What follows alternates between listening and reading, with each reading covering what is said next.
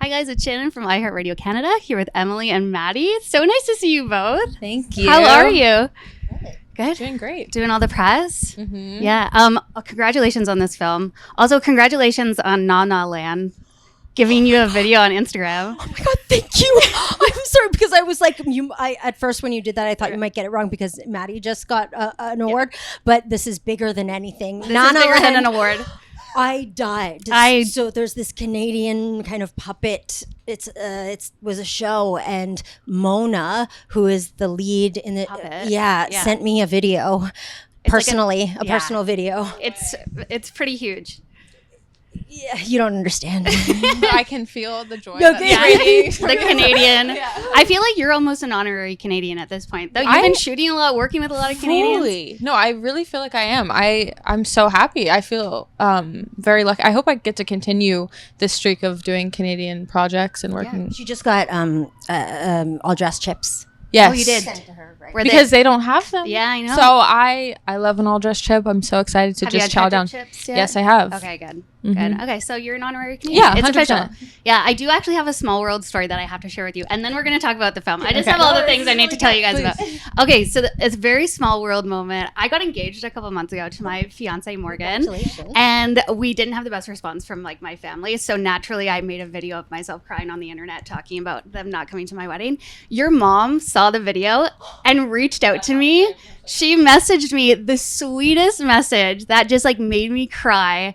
It was so sweet. She was like, "You have a mom in me, like whatever you need for the wet." Oh my God. So Melissa, my mom is actually like has the biggest heart, and that tracks. So we should send her a picture after this. We should send her a picture. Oh my gosh, so she's the most like.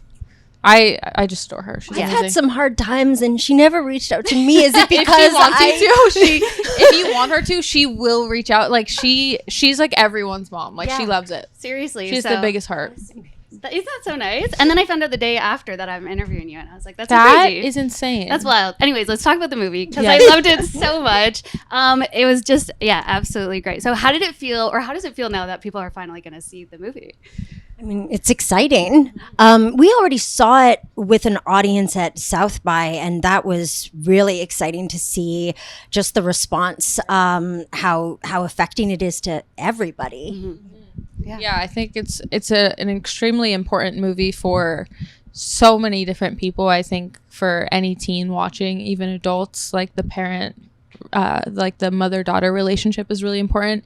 Even for like the MRKH community, the intersex community, the queer community. There's so many people that I think will be able to resonate and relate to this film. So I feel very lucky to be a part of it. Yeah.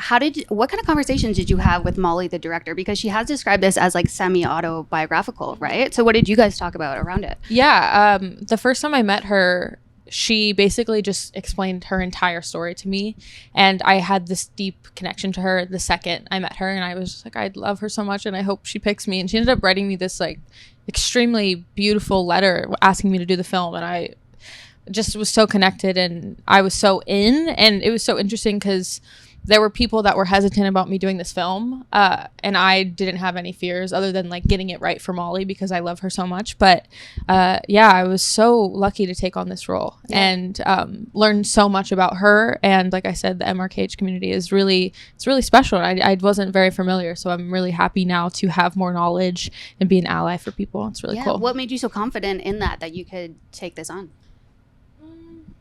Probably Molly, and I think just the whole cast and crew was so sweet, and there was such a safe space to really explore all different avenues of this character and this story, and it was a very safe set. It was a really beautiful experience. Yeah, I can imagine it would have to be that safe space too, because there are a lot of intimate scenes, and you just even by yourself in those scenes having to navigate all of that. So how is that working with like intimacy coordinator and all of that?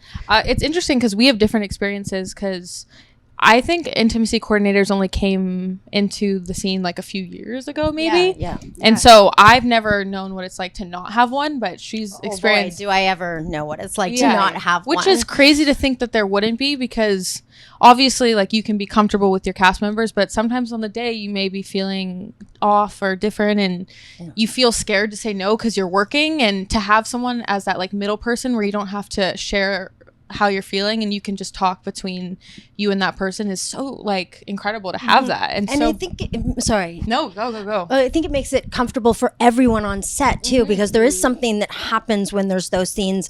A lot of people want to be extra careful around it, and that creates a weird vibe too. And so you just need someone who can make it professional, and it's an amazing addition to the film industry. Yeah, I can imagine. And I know you had an experience when you were on Are You Afraid of the Dark, where you like went to the director and asked him about an on-screen kiss, right? Yeah, wow, you really know a lot about me. So my first part ever was in Are You Afraid of the Dark, and I played, this is what's changed in our generation too, I played girlfriend number 1. And my second part was on Are You Afraid of the Dark, playing a different girlfriend number 2, which seems like a demotion, but they called me back.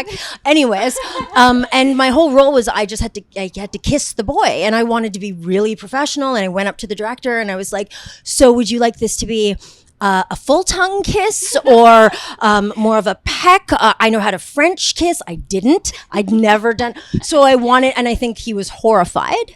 So I think an intimacy coordinator would have really helped. That is so sweet though. It's very like innocent. Yeah, it was. I wanted to be like good. Yeah, it's all with like great intention. Yeah. How did you then navigate being a mom, or as we say in the movie, a MILF?